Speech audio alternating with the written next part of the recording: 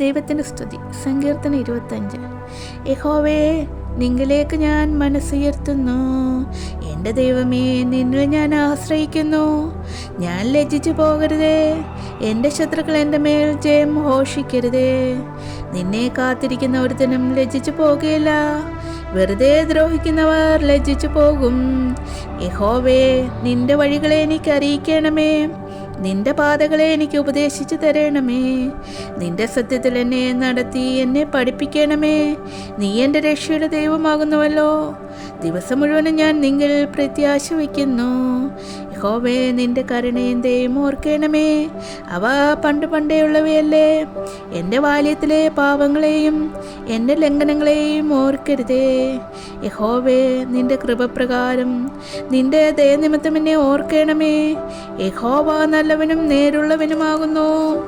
അതുകൊണ്ട് അവൻ പാപികളെ നേർവഴി കാണിക്കുന്നു. സൗമ്യതയുള്ളവരെ അവൻ ന്യായത്തിൽ നടത്തുന്നു. സൗമ്യതയുള്ളവർക്ക് തൻ്റെ വഴി പഠിപ്പിച്ചു കൊടുക്കുന്നു. യഹോവയുടെ നിയമവും സാക്ഷ്യങ്ങളും പ്രമാണിക്കുന്നവർക്ക് അവൻ്റെ പാതകളെയും ദയയും സത്യവുമാകുന്നു. യഹോവേ, എൻ്റെ അകൃത്യം വലിയത്. നിന്റെ നാമനിമിത്തം അത് ക്ഷമിക്കണമേ. യഹോവ ഭക്തനായ പുരുഷനാർ. അവൻ തിരഞ്ഞെടുക്കേണ്ടുന്ന വഴി അവന് കാണിച്ചു കൊടുക്കും. അവൻ സുഖത്തോടെ വസിക്കും.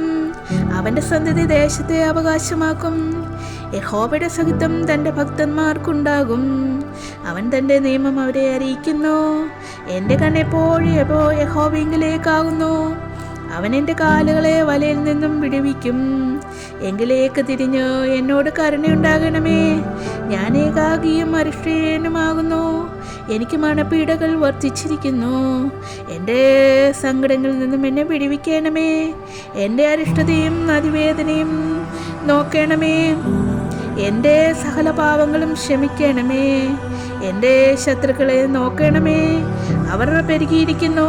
അവർ കഠിനദോഷത്തോടെ എന്നെ ദോഷിക്കുന്നു. എൻ്റെ പ്രാണനെ കാത്ത് എന്നെ വിടുവിക്കണമേ. നിന്നെ ശരണമാക്കിയിരിക്കാൻ ഞാൻ ലജ്ജിച്ചു പോകരുതേ. നിഷ്കളങ്കതയും നേരും എന്നെ പരിപാലിക്കുമാറാകട്ടെ. ഞാൻ നിങ്ങളെ പ്രത്യാശ വച്ചിരിക്കുന്നുവല്ലോ. ദൈവമേ, ഇസ്രായേലിനെ അവൻ്റെ സകല കഷ്ടങ്ങളിൽ നിന്നും വീണ്ടെടുക്കണമേ.